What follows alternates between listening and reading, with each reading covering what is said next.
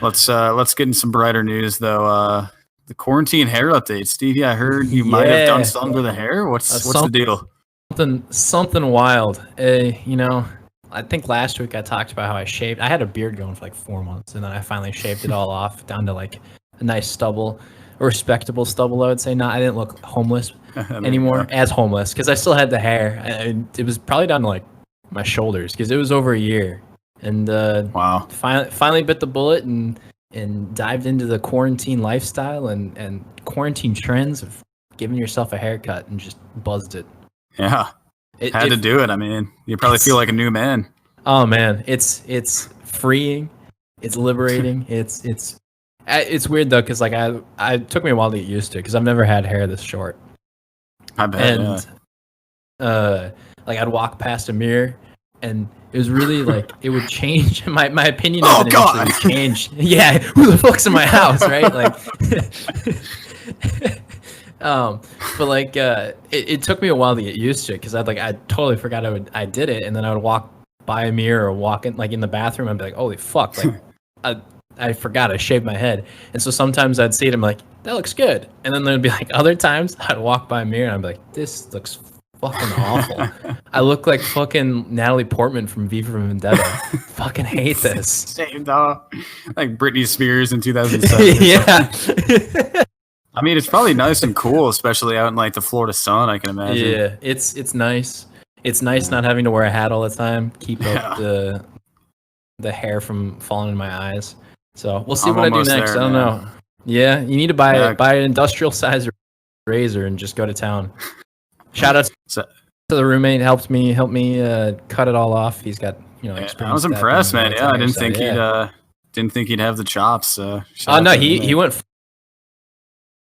down like after we'd like shaved everything off like with the first wave. He's like, sit down, I'm gonna clean you up. And so he like started like trimming the sides, like cleaning up the back, and then like cleaning up my ears and stuff like that. And like the trimmer had like it took like a good half hour, and there was so much fucking hair. Like God, you could have made like 2 wigs, like 2 grown men wigs out of it. It was bad. A whole dog on the ground and made it for it was so bad. So the carpets and the drapes are finally matching. I was just gonna say, now I can finally say the carpet and the drapes match. So it's a is this affecting?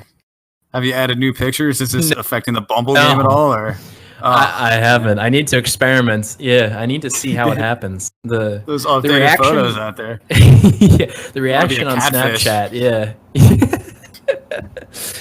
The reaction on Snapchat has been very mild. Some of my friends that I've sent the pictures to have been like, what the fuck do you do? And I like how you had parents were shocked. Yeah, gotta update the Bitmoji. Gotta keep it current. That's great. Yeah. It's no, I haven't. I need to do that. I need to experiment because the Bumble game is dried up. It's bad. It's not many showing up in the queue anymore. I need to switch it up. I need to see what other options I can do to try to stir up interest in Stevey. Maybe get back on Hinge first of all. No, Tinder. No, there's other apps out there. Strictly Bumble. I don't know. We'll try. Maybe. We'll see here. We'll try. We're getting these Bumble updates weekly here. Folks. So I mean, speaking, if you want a real Bumble update, it's not a huge update. But I was doing my nightly routine before I go to bed of swiping through. The swipe life. Dude, I mean, my life is I get ready for bed, brush my teeth, wash my face, and then I get into bed, pull out my phone, go through Bumble, and then go to bed, right? That's my nightly routine. It's the daily grind. The daily Bumble grinds. Let me tell you about the Bumble grinds.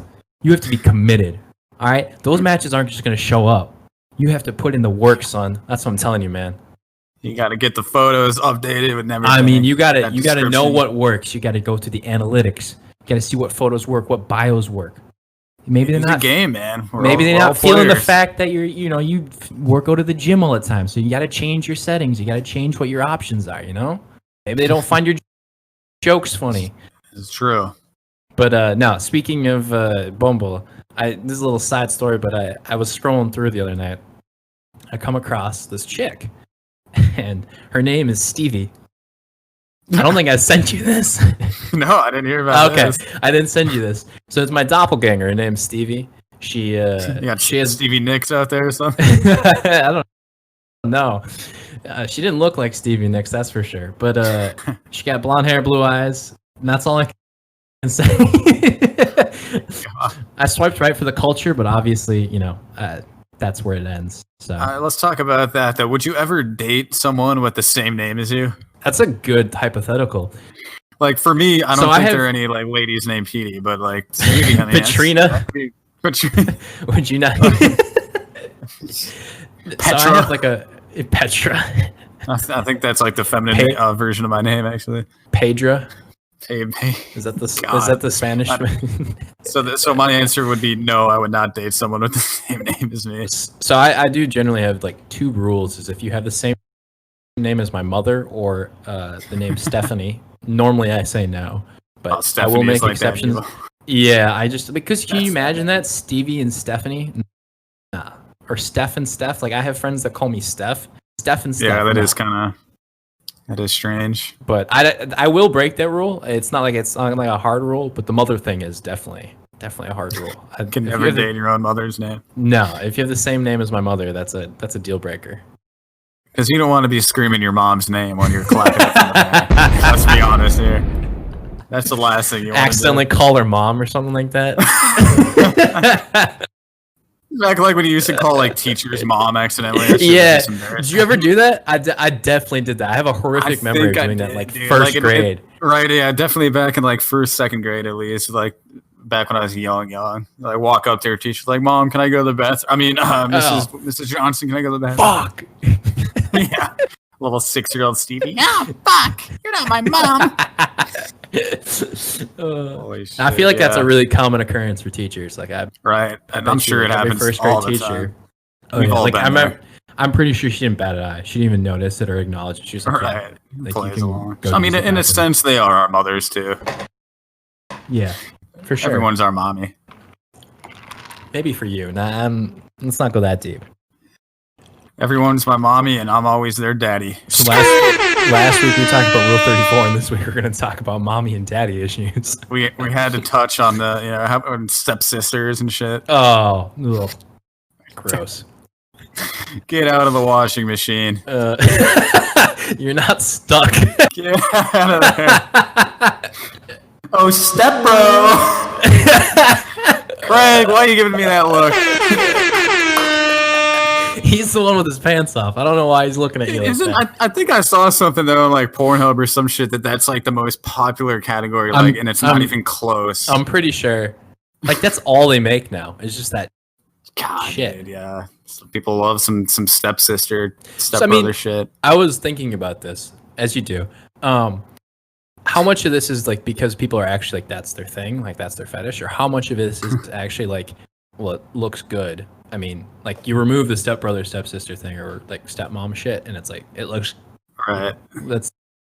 Dude, I feel like people just like that. It looks good, that, like taboo kind of thing. While it's still like not the word legal, but like it's not like fucking your cousin or something. But it's still like kind of taboo. You know what I mean? It's not like the fucking Roosevelts over here dating their fifth cousin. Well, imagine having like an actual like hot stepsister. I'm sure you'd like tune into that porn. It probably hits a little different then. No, I don't think I have that at all. I mean, maybe you would, but step bro.